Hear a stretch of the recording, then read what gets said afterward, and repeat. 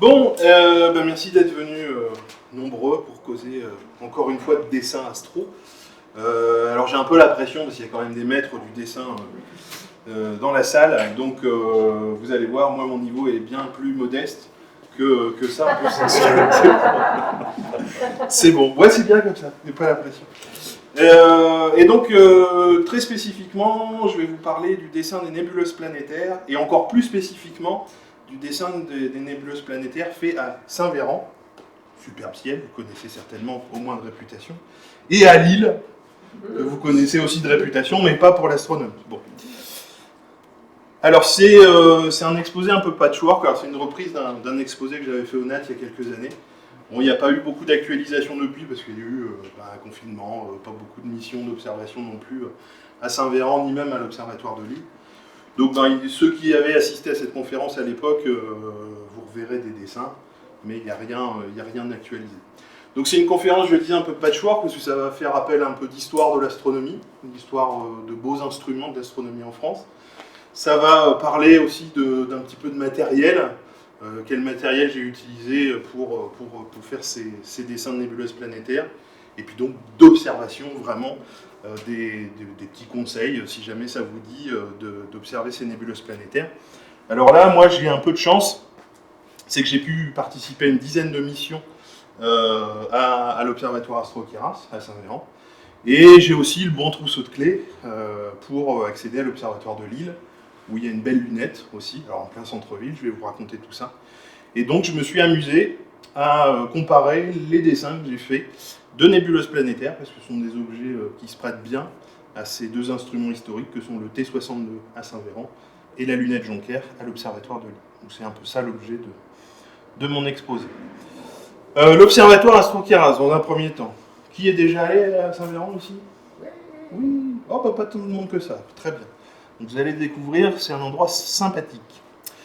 Saint-Véran, c'est dans les Hautes-Alpes, c'est à la même latitude qu'ici, plein est. C'est quand même l'observatoire à 2930 mètres d'altitude, c'est le plus haut observatoire astronomique d'Europe, accessible en plus aux astronomes amateurs. Et pour ceux qui ne sont pas familiers avec ce genre de cartes, ce sont des cartes de pollution lumineuse. Donc quand c'est blanc, quand c'est rouge, quand c'est violet, c'est pas bon. Et à l'inverse, quand c'est bleu, bleu sombre ou complètement noir, à l'inverse, c'est très bon. Donc vous voyez, Saint-Véran, c'est au niveau de l'étoile sur la droite. Donc c'est vraiment un ciel superbe. C'est l'un des meilleurs ciels de France, certainement. À 3000 mètres d'altitude en plus, donc pour l'astronomie, c'est vraiment un lieu idéal. Donc ça ressemble un petit peu à ça, Saint-Véran. Bon, évidemment, avec les lumières, la projection, c'est pas toujours parfait, mais vous voyez qu'il y a ce cône un peu blanchâtre là qui dépasse, ça c'est la lumière zodiacale. La lumière zodiacale, c'est quand même un phénomène difficile à voir maintenant. Il y a quelques générations, nos parents, nos grands-parents, mes grands-parents plutôt, vous voyez encore dans la campagne, dans le Pas-de-Calais, la lumière zodiacale facilement. Aujourd'hui, c'est complètement impossible. Parce que dès qu'il y a un petit peu de lumière, c'est un phénomène qui disparaît complètement. Et ma connaissance, en tout cas de ma pratique de l'astronomie, la lumière zodiacale en France, je l'ai vue à Saint-Véran, je l'ai vue dans la Nièvre, une fois en Bretagne, et puis ici. Voilà.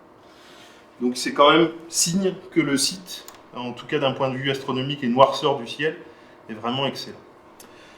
Alors l'observatoire de Saint-Véran, ça date des années 60, c'est semi-professionnel aujourd'hui. Il y avait une histoire d'astronomie professionnelle à l'époque, liée beaucoup à l'Observatoire de Paris. Nicolas pourrait nous en parler certainement mieux que moi. Il y avait des prospections qui avaient été faites pour ce site, pour installer le télescope de 3,60 m, qui aujourd'hui est installé à Hawaï, le CFHT. Au départ, c'était un projet franco-français, je crois que ça coûtait trop cher. Et ils se sont associés, les chercheurs français, à des Américains, à des Canadiens. Et c'est pour ça que le télescope a été installé plutôt à Hawaï, plutôt que sur le site de Saint-Véran. Malgré tout, le site, il y avait quelques petits travaux qui avaient été faits, il y avait une petite base qui était déjà là, pour faire des mesures de qualité de ciel. Et donc, plutôt que de laisser à l'abandon ce site, on a passé quand même du temps à sélectionner cet endroit pour ses qualités astronomiques. Et on a fait de l'astronomie, on y a installé, entre 74 et 82, vous le voyez, un coronographe. Parce que, sur les documents de pub, aujourd'hui, l'Office de tourisme de Saint-Véran, c'est 300 nuits claires, 300 jours de soleil par an. Bon, à chaque fois que j'y vais, il fait moche. Pas tout à fait quand même, mais je fais partie des quelques jours où il y a des nuages à Saint-Véran. En tout cas, c'est vrai que le site et le ciel avaient été bien qualifiés pour faire de l'astronomie solaire, et c'est pour ça qu'on avait installé un coronographe. Bon, on a installé un coronographe, et sur la fin de période d'activité, vous voyez, on a commencé à déployer des missions spatiales d'observation du Soleil, des sondes spatiales d'études du Soleil. Et donc, ce coronographe, il commençait à devenir un peu obsolète, donc à nouveau, le site est abandonné. Et il faut attendre 1989 pour que se crée l'association Astro-Queyras, avec des gens du coin, avec des astronomes de l'Observatoire de Paris, et un petit peu plus tard des astronomes amateurs comme vous et moi, pour faire vivre cette association Astro-Queyras. Donc il y a un télescope, dont je parlerai juste après, qui a été installé à ce moment-là, au moment de la création de l'association Astro-Queyras. Et la vocation de l'endroit, de l'observatoire, c'était de faire venir des astronomes amateurs, semi-professionnels, un peu professionnels, pour mener des missions d'observation diverses, variées, sur ce site de grande qualité. Et puis, dernière date que vous voyez là dans le timing, c'est 2015, où il y a eu une grande rénovation. Alors, pour ceux qui ont connu l'ancienne station, bon, on a perdu un peu le charme des lieux, parce que maintenant, c'est grand confort, il y a des canapés, il y a des projecteurs vidéo, il y a un piano.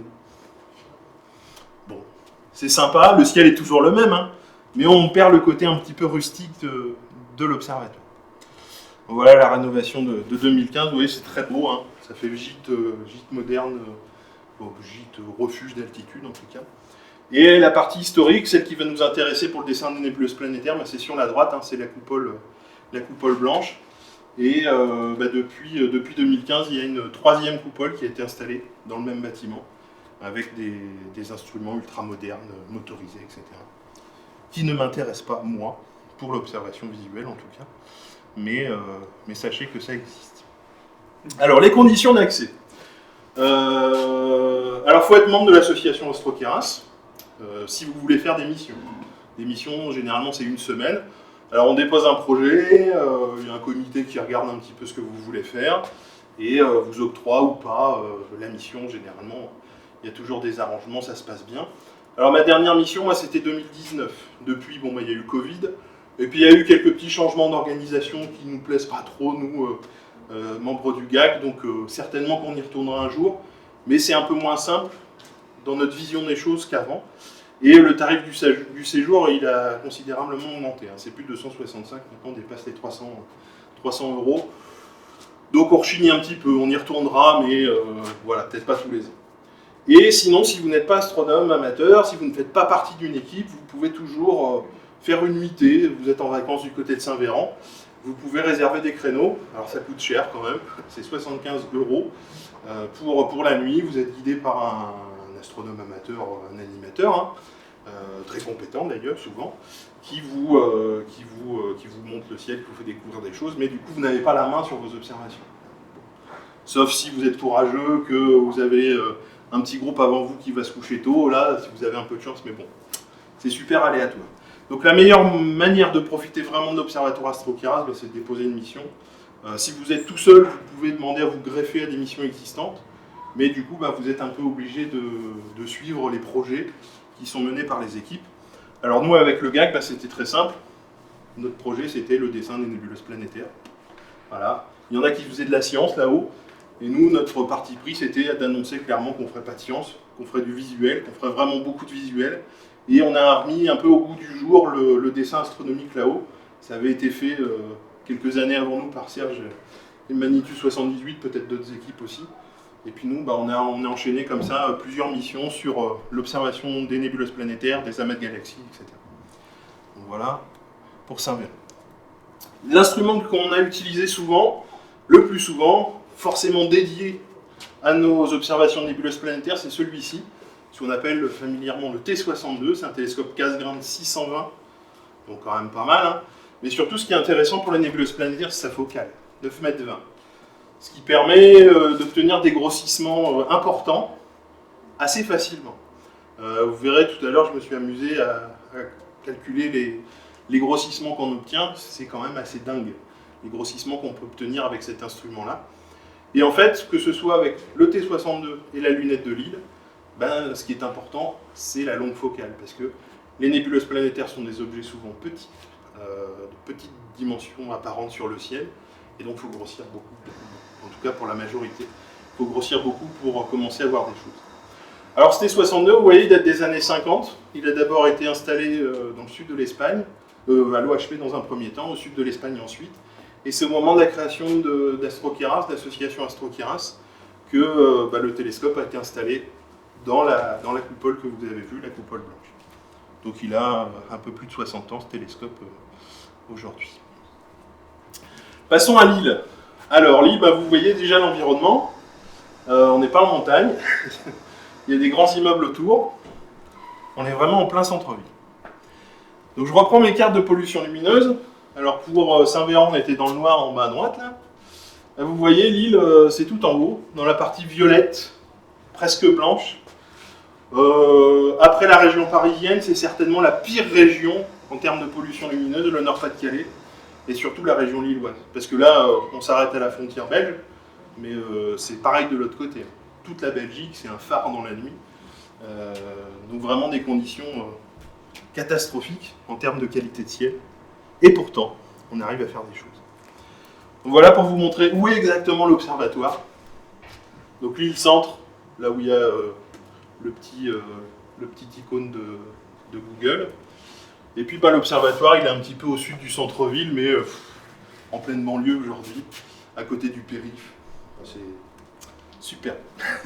On entend en permanence quand on observe le bruit des passages des camions, des voitures sur l'autoroute qui est à 2 pas. Mais malgré tout, on arrive quand même à observer. Vous voyez le ciel bien orange. Hein. Là, hors de question de voir la lumière zodiacale.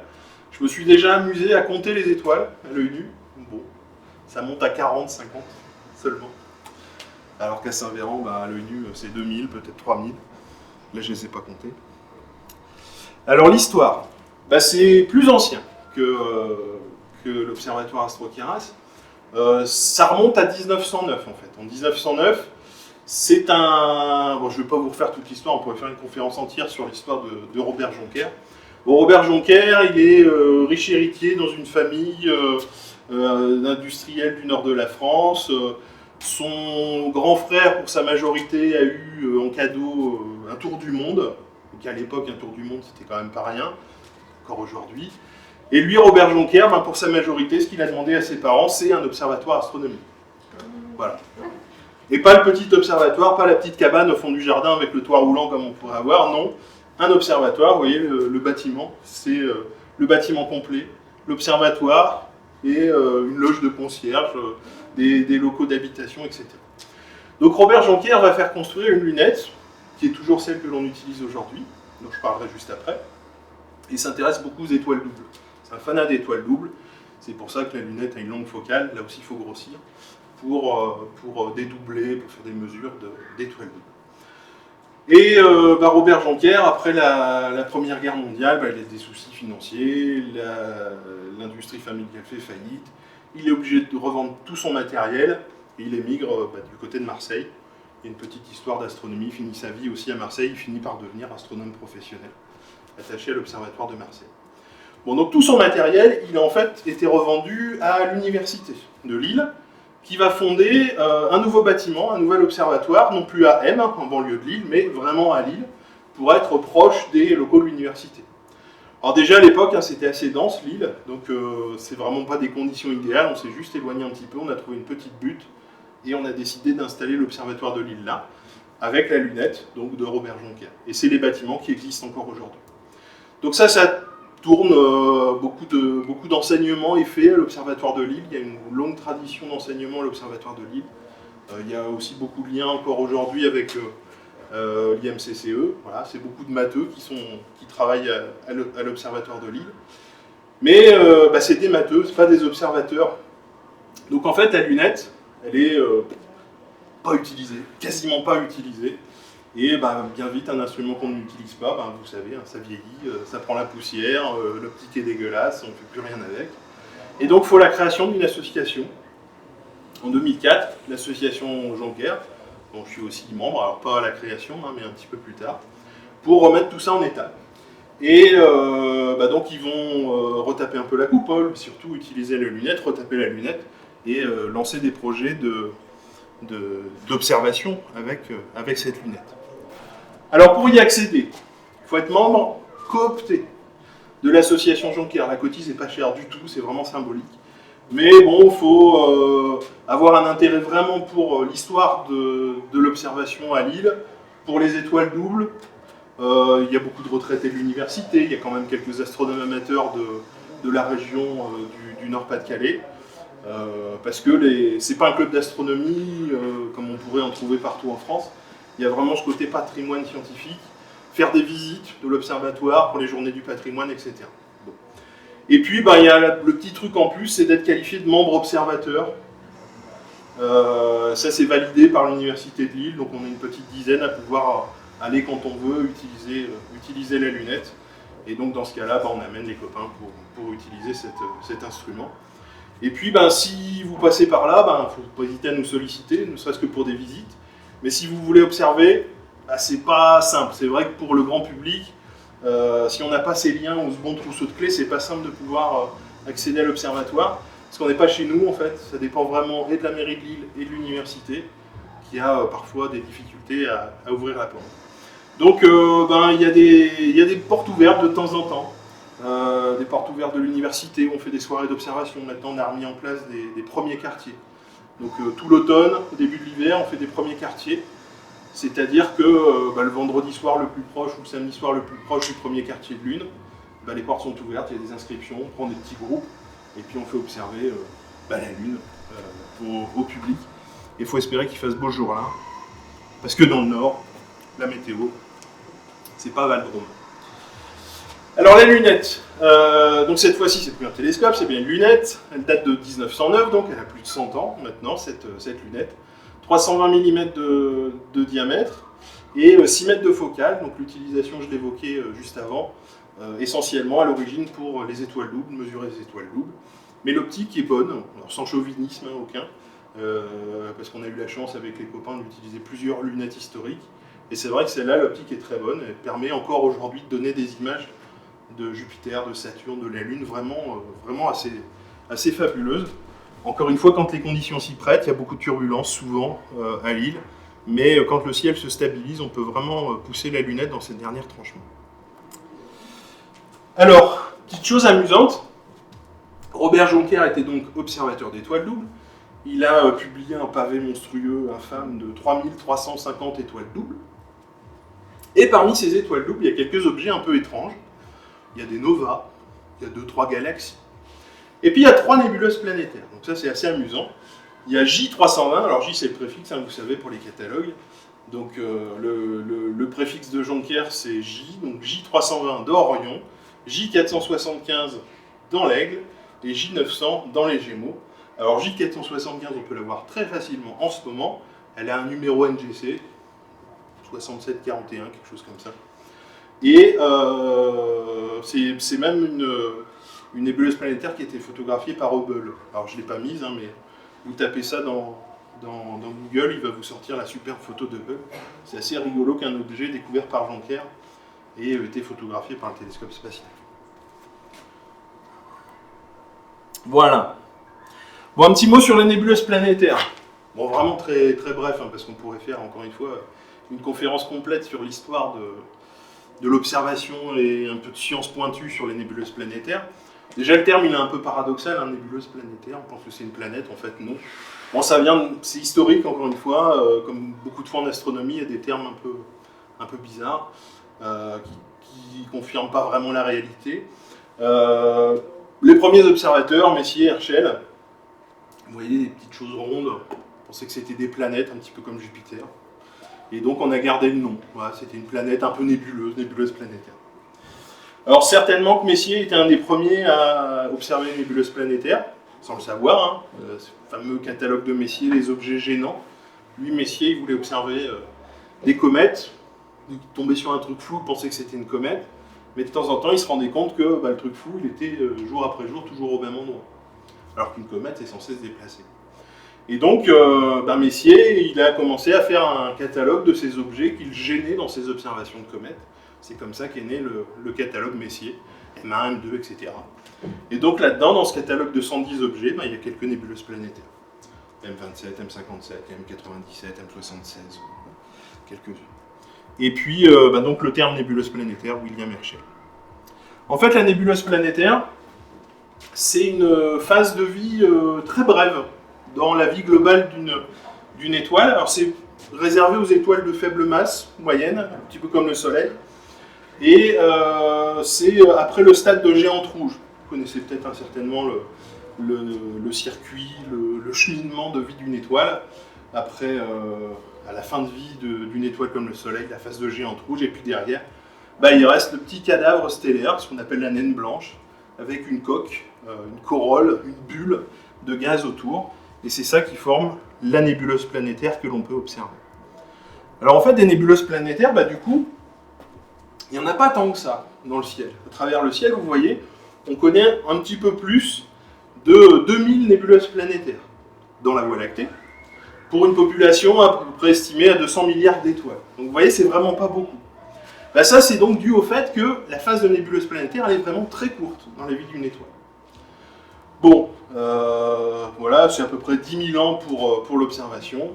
Et donc, vous avez un petit schéma qui explique grossièrement comment se forme une nébuleuse planétaire typique. Alors, il y a évidemment plein de types de nébuleuses planétaires différentes. Mais déjà, avec ce cheminement de pensée, cette bulle qui gonfle, le gaz qui part dans l'espace interstellaire, on peut déjà, en observant certaines nébuleuses planétaires, se rendre compte de où on en est. Bon, là, elle vient de se former. Ah tiens, elle est très dense. Ah, le halo, il est de plus en plus grand. Et puis il y a des nébuleuses planétaires, moi c'est celles qui m'intéressent le plus, mais qui sont les plus difficiles à voir, celles qui sont vraiment diluées sur le fond de ciel, comme IC 1295 là dans l'Écu, ou Jones 1 dans Pégase. Ça c'est des choses assez amusantes. Hop. Alors comment les classes ? Il y a plusieurs modes, c'est comme les galaxies, c'est comme les amas ouverts, c'est comme les amas globulaires. Il y a des astronomes qui historiquement se sont penchés sur la classification morphologique des nébuleuses planétaires. Et la première d'entre elles, ça vient de 1968, Khromov et Kohoutek. Alors Kohoutek, on le connaît bien dans le milieu des nébuleuses planétaires. Il y a une autre classification à son nom. Et puis sur vos atlas, quand vous voyez PK, etc., le K c'est Kohoutek. P c'est Pérec, mais le K c'est Kohoutek. Donc là, la première classification, vous voyez, c'est simple. Celles qui sont rondes, celles qui sont un peu allongées, puis celles qui sont bizarres. Ils appellent bipolaires, mais celles qui sont bizarres, en fait. Ah voilà, j'en parlais, le catalogue PK. Donc vous voyez, 1036 nébuleuses planétaires recensées dans ce catalogue, dans un premier temps, ensuite 1759. Et les chiffres que vous voyez après le PK sont les coordonnées galactiques. Souvent, on regarde l'Atlas, on voit les coordonnées qu'on utilise généralement ascension droite déclinaison. Quand on voit que les NGC se décalent, ça paraît cohérent, mais les numéros des PK, c'est un peu bizarre, ça ne suit pas. En fait, c'est parce qu'on utilise les coordonnées galactiques. Donc on prend le centre de la galaxie comme référentiel, le plan de la galaxie comme référentiel, au-dessus, en dessous.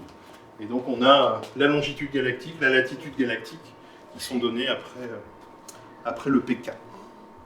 Bon, c'est un petit truc à savoir, ça ne sert pas à grand-chose.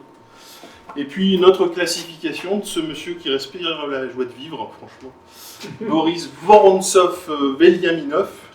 Et c'est celle que vous allez retrouver sur Stellarium, sur Quart du ciel. Vous tapez sur une nébuleuse planétaire, parfois vous avez des fiches d'identité avec des informations, et le type de la nébuleuse planétaire, vous l'avez là. Donc, je ne vais pas le détailler, mais type 1, aspect stellaire, ça veut dire que c'est très petit, c'est une nébuleuse planétaire toute jeune peut-être, ou alors elle est plus loin, on n'en voit pas grand-chose.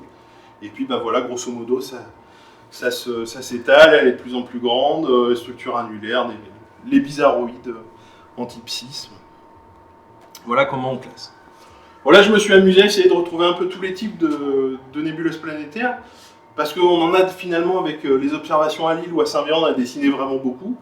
Et on a essayé de retrouver un peu différents types de nébuleuses planétaires. Alors, des fois, il y a des types qui s'additionnent. Ça, vous pouvez le voir aussi dans Quart du ciel ou Stellarium. On met plusieurs types. C'est pour ça qu'il y a le plus à chaque fois, pour certaines. On ne sait pas trop bien ranger. Comme souvent en astronomie, il y a des objets un peu limites. On ne sait pas si on les classe à gauche ou si on les classe à droite. Donc on met les deux types, c'est plus facile. Donc voilà pour les nébuleuses planétaires. On va revenir un petit peu à l'observation et je vais vous parler du matériel que j'utilise. Bon, c'est perso, hein, mais on peut y utiliser certainement d'autres choses. Alors j'ai une gamme d'Ethos, ça marche bien, parce que, comme je le disais, avec le T62 ou avec la lunette de Lille, on grossit déjà nativement beaucoup. La focale est longue, et donc il faut des oculaires grand champ, c'est quand même pas mal d'avoir des oculaires grand champ pour réussir à choper une étoile ou deux dans le champ pour aider à faire la mise au point. Quand vous avez quelque chose de flou, quand c'est pas mal turbulent, c'était le cas avant-hier, des nébuleuses planétaires, en fait j'en voyais partout. Hein. Les étoiles n'étaient pas ponctuelles, voilà, donc c'était une horreur. Mais avec les Ethos, ça permet justement d'avoir souvent une étoile dans le champ et d'aider à la mise au point. Donc vous voyez les grossissements utilisés, c'est quand même pas mal. À Lille, il m'est arrivé de monter jusqu'à 1500 fois. Alors là, c'est arrivé qu'une fois. Et le plus dingue, c'est à Saint-Véran, avec l'Ethos 8, une barlotte de fois, 2300. Sur l'œil de chat, à chaque fois. Donc ça c'est... Mais encore une fois, il faut des conditions bonnes. Il faut que la turbulence soit zéro, parce que là on se retrouve presque dans les conditions d'observation planétaire. Il faut un ciel sans turbulence, parce qu'il y a des grossissements comme ça. Les fins détails des nébuleuses planétaires, ils sont complètement noyés dans la turbulence. Alors quelques filtres, importants aussi, les filtres interférentiels. Des fois, c'est simplement pour identifier la nébuleuse planétaire. Il faut couper les étoiles du champ, couper leur lumière, et seulement la lumière de la nébuleuse reste visible. Alors, souvent, j'utilise filtre CLS, filtre O3, et ça donne ce genre de choses. Alors, je vais faire un blink. Bon, c'est de la triche. Hein. Vous voyez, ça c'est sans filtre, ça c'est avec filtre. On a l'impression que ça éteint les étoiles et ça laisse la nébuleuse. Mais c'est de la triche. Mais ça marche.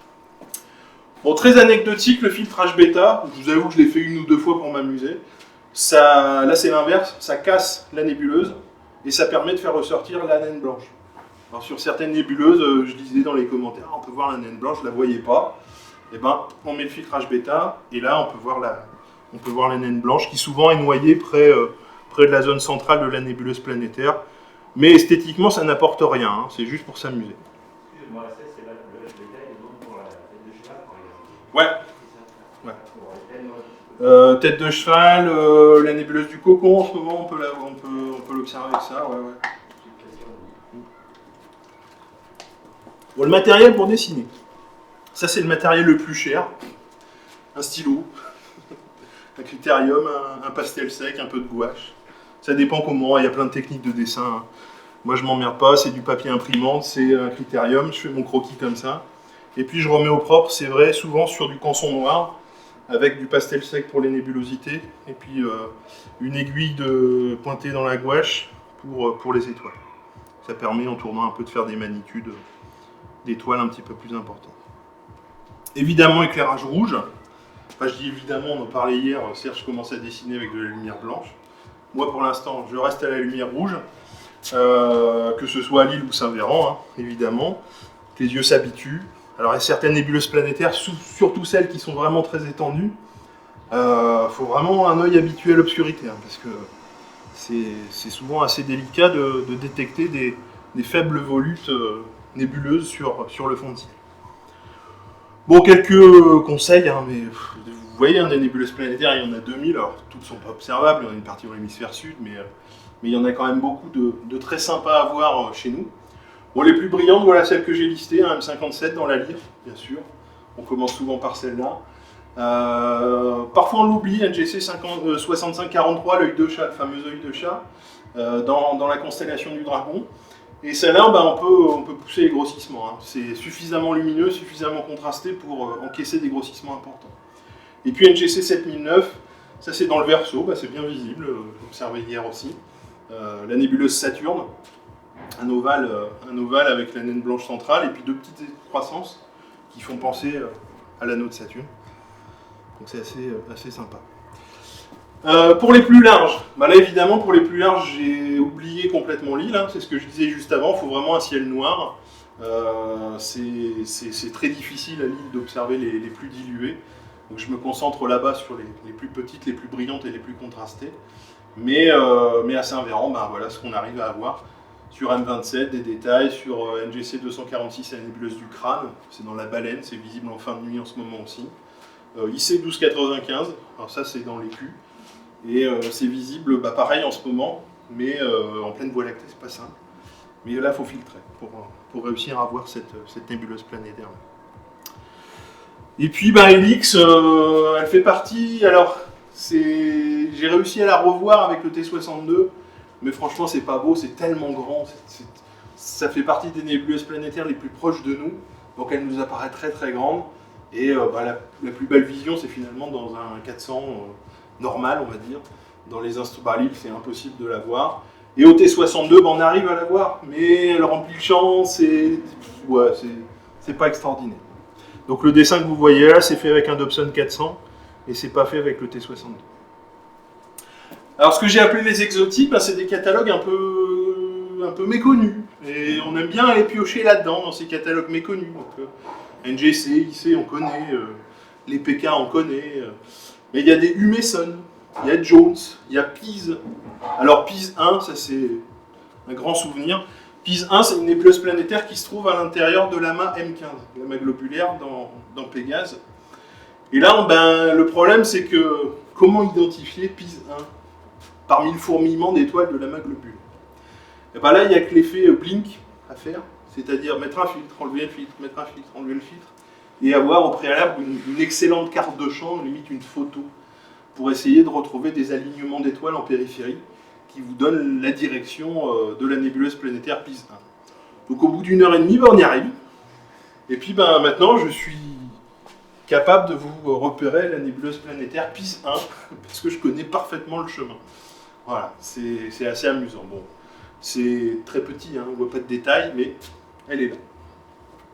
Donc des catalogues un peu méconnus qui renferment des nébuleuses planétaires. Alors pour les plus petites, alors à l'île elles sont visibles, on peut les repérer. Parce que souvent les plus petites bah, sont assez brillantes, hein, c'est ponctuel, donc on peut aller plus loin en magnitude. Mais les détaillées, ben là non. Donc c'est pour ça qu'à Saint-Véran, c'est quand même un avantage. Il y a quand même 3 mètres de focale supplémentaire, en grossit plus. Et encore une fois, on a un meilleur ciel, hein, toujours. Et on arrive à avoir des détails. Par exemple, vous voyez, Humason 1-2, 3 secondes d'arc seulement. Et pourtant, on arrive à avoir une forme un peu bizarre, une espèce d'altère, un mini M57, un mini M27. 4 secondes d'arc pour NGC 6803 dans l'Aigle. La plus petite, NGC 6790, 2 secondes d'arc. Bon là, c'est un truc un peu allongé, mais c'est vraiment tout petit, tout petit, tout petit. Alors les plus basses, ce que j'ai appelé les plus australes, bah, évidemment à Saint-Véran, c'est mieux aussi. Pas que pour la latitude, hein, aussi parce que sur l'île, il y a les halos de pollution lumineuse, parce que ben, c'est souvent humide par chez nous, c'est marécageux, enfin bon, il pleut souvent aussi. Et donc, ben, dès que vous tapez des choses qui sont sous les 30 degrés de l'horizon, ben, on perd en qualité de ciel et on a du mal à les voir. Alors à Saint-Véran, ben, vous pouvez observer au ras des montagnes, le ciel est encore top. Alors il faut juste faire gaffe au T62 quand il est à plat. Des fois, il merdouille un petit peu. Voilà, quelques-unes qui sont assez basses dans le Sagittaire, dans le Grand Chien, dans le Fourneau. Vous voyez les déclinaisons, là, moins 31, moins 20, moins 26. Donc ça, c'est quand même bas, hein, pour la France métropolitaine. C'est assez bas sur l'horizon. Alors sur les printanières, ce que j'ai appelé les printanières, bah, c'est celles qu'on peut voir au printemps ou à la fin de l'hiver au printemps. Bah, c'est vrai qu'à Saint-Véran, c'est difficile. Déjà pour l'hiver, il faut grimper. Hein. Quand on n'est pas skieur, qu'on ne sait que marcher en raquette, et qu'on n'est pas un grand sportif comme moi, on met à peu près 9 heures. Et ouais, bah, pas grand sportif. Et les copains, ils montaient. Puis ils m'attendaient, du coup, mais tant pis. Bah, souvent, les locaux disent qu'au printemps, le ciel est souvent moche à Saint-Véran. Donc il faut vraiment y aller au cœur de l'hiver, mais pas après. Quand on arrive fin février, début mars, bon, la météo commence à être moyenne. Par contre, à Lille, il commence à faire bon, hein, donc là, on peut y aller sur l'observatoire de Lille. On n'est jamais embêté avec la neige. Il y a guère quelques petits bouchons sur la 1, mais la neige, c'est quand même rare. Bon, voilà, puis pour terminer, je me suis amusé à comparer quelques nébuleuses qui ont été faites à la fois à Lille et à la fois à Saint-Véran. Donc à gauche, là, c'est Lille, à droite, c'est Saint-Véran. Bon, c'est un peu plus grossi à Saint-Véran, un peu plus de détails. Mais finalement, à Lille, encore une fois, rappelez-vous des conditions, hein, pollution lumineuse, instruments pluvieux, et on arrive, en poussant le grossissement, à se soustraire en quelque sorte à la pollution lumineuse. Le ciel redevient noir, on contraste la nébuleuse, et puis on arrive à voir des choses vraiment sympas en utilisant les filtres. Vous voyez, là, c'est quand même bien défini, c'est une image un peu cristalline, un peu moins empâtée qu'avec un télescope aussi. Bon là, évidemment, Dumbbell, c'est un peu plus fantomatique, encore qu'on arrive à voir les zones les plus brillantes, hein. Les deux excroissances en haut en bas, et puis il y a un triangle un petit peu plus lumineux, pour ceux qui connaissent M27. Ben ça, on arrive à le voir à Lille sans aucun problème. Par contre, les zones là qui complètent le trognon de pomme, ben ça, à Lille, on a beau s'user la vue, j'ai jamais été capable de l'observer. Bon, il y a plus d'étoiles dans le champ aussi. Alors ben voilà, ça c'est M97, je vous jure que c'est là. Je vous jure qu'à Lille on l'a vu, mais c'est vraiment un fantôme, quoi. On voit pas, on voit rien, c'est une vision extrêmement décalée, une petite zone un peu plus lumineuse. Bien sûr on voit pas les deux yeux du hibou de la nébuleuse M97, mais c'était un défi assez amusant. Alors Blue Snowball, ça c'est une bien connue qu'on peut voir aussi en ce moment, au milieu de nuit. Avec un beau fer à cheval à l'intérieur. Donc ce fer à cheval, on le retrouve à Lille sans aucun problème. C'est toujours un petit peu plus petit. À Lille, j'ai pas vu la nébuleuse, la naine blanche centrale. Par contre, à Saint-Véran, c'est évident. Mais vous voyez la forme globale avec la lunette de Lille, on arrive à l'observer sans trop de soucis. L'œil de chat, même chose, hein. On voit beaucoup de choses à Lille. On en voit encore un petit peu plus à Saint-Véran. Et même à Saint-Véran, alors pour ceux qui ont en tête l'image de la nébuleuse de l'œil de chat, il y a la partie centrale très brillante et très contrastée, qui a une corolle aussi autour, très étendue. Et dans cette corolle, il y a une zone un petit peu plus dense, un petit peu plus brillante, qu'on arrive à voir à Saint-Véran. À Lille, bien sûr que non. Voilà. Bon, pour conclure, alors moi je fais partie des privilégiés, encore une fois, d'avoir pu utiliser ces deux instruments, historiques, quand même exceptionnels. Bien sûr, à Saint-Véran, c'est beaucoup mieux pour observer les nébuleuses planétaires, mais Saint-Véran, c'est loin de chez moi. On ne peut pas y aller aussi facilement qu'à l'observatoire de Lille. Mais je suis quand même étonné, alors là, c'est du chauvinisme. C'est avec la lunette de Lille, le ciel n'est pas bon, mais on arrive quand même à faire des choses.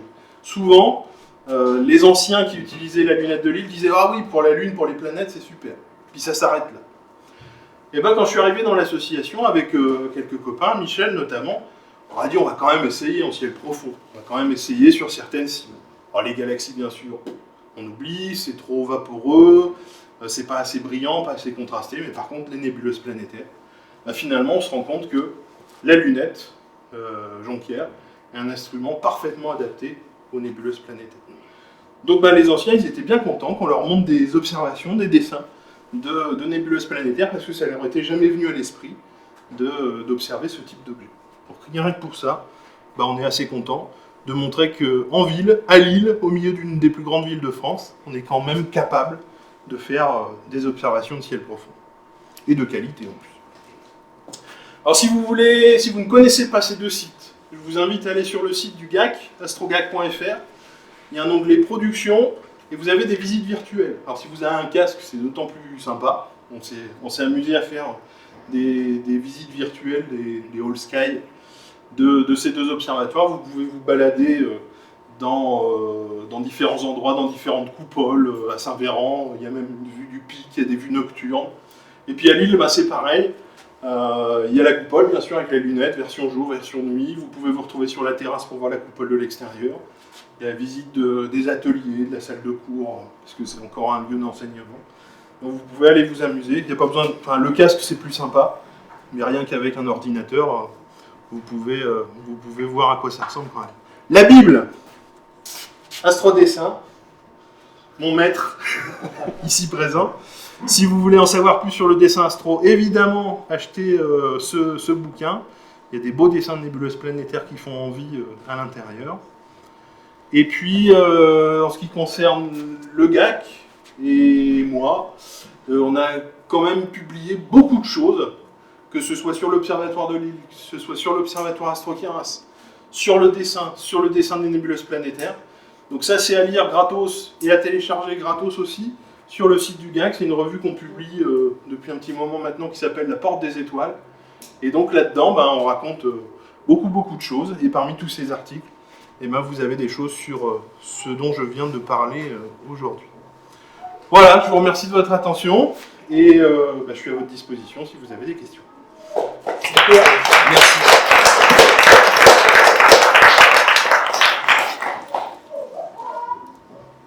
Ça va, j'ai pas dit trop de conneries? C'était bien. Vas-y. On a vu le matériel, ouais. Crayon, ouais. gouache, ouais. Question à l'œil, que ce soit à Lille ou à Saint-Véran, qu'en est-il des couleurs? Alors, très peu. Sur certaines nébuleuses planétaires, on arrive à voir de la couleur. Sur certaines. Alors ça peut être du vert bleu, ça peut être du rose, mais il n'y en a pas beaucoup. Alors une fois, on s'est amusé à Lille, je ne l'ai pas mis là le dessin, à utiliser des filtres RVB d'astrophoto. Rouge, vert, bleu, faire un dessin rouge, faire un dessin vert, faire un dessin bleu, pour s'amuser, et à combiner les couches. Et là, effectivement, on arrive à trouver, grosso modo, les couleurs d'une photo. Mais vraiment, c'est assez amusant. Mais on ne peut pas le faire sur tout à Lille, parce que faut quand même suffisamment de lumière pour passer à travers les fils colorés en plus. Donc on l'a fait sur M57, je crois qu'on l'a fait sur Blue Snowball aussi, qui apparaît effectivement bien bleu. Mais à travers les filtres, on a des couleurs, on voit des choses différentes à travers les filtres colorés. Mais en direct, à Lille, des couleurs, ça me dit rien. Après, à Saint-Véran, oui, c'est facile. À Saint-Véran, c'est facile. Ici, avec un 400, c'est facile de voir des couleurs sur certaines nébuleuses planétaires. Il y en a une dans le Sagittaire, là, je ne sais plus son nom.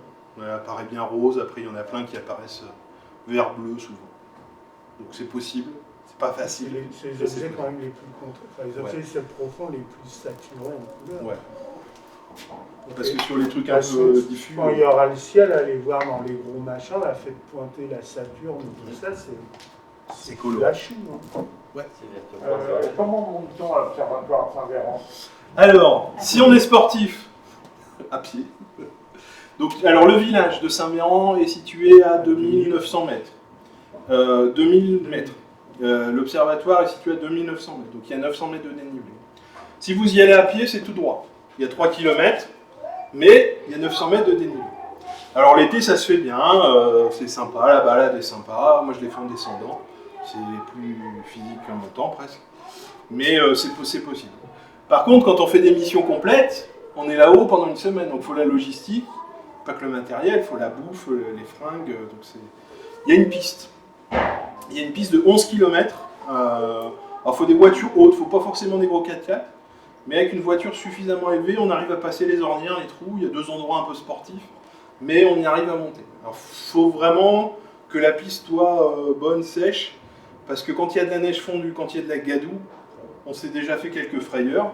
Il y a des voitures qui sont restées déjà là-haut sur la piste, qui ont passé l'hiver là-haut. Dans l'histoire, c'est arrivé.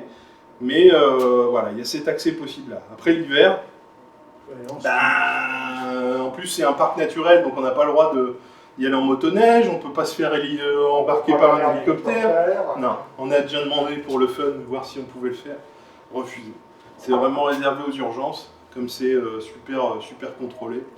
Et ceux qui savent faire du ski, il y a un téléski qui monte jusque les 2/3 du parcours, on va dire. On reste dans la partie civilisée, les pistes de ski de Saint-Véran de la station, sur les 2/3 du parcours. Puis après, c'est du hors-piste.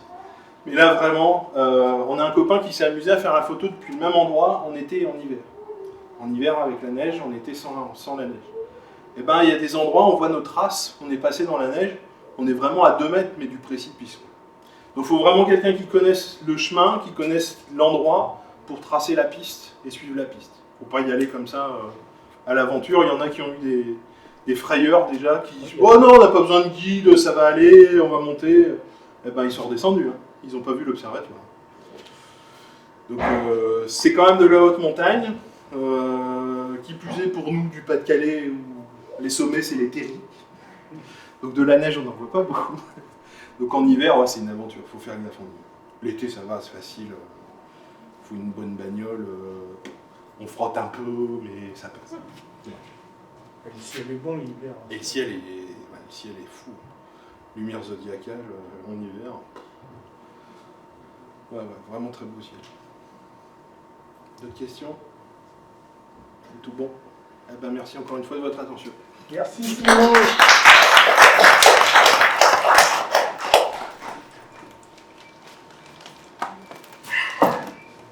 Ben voilà.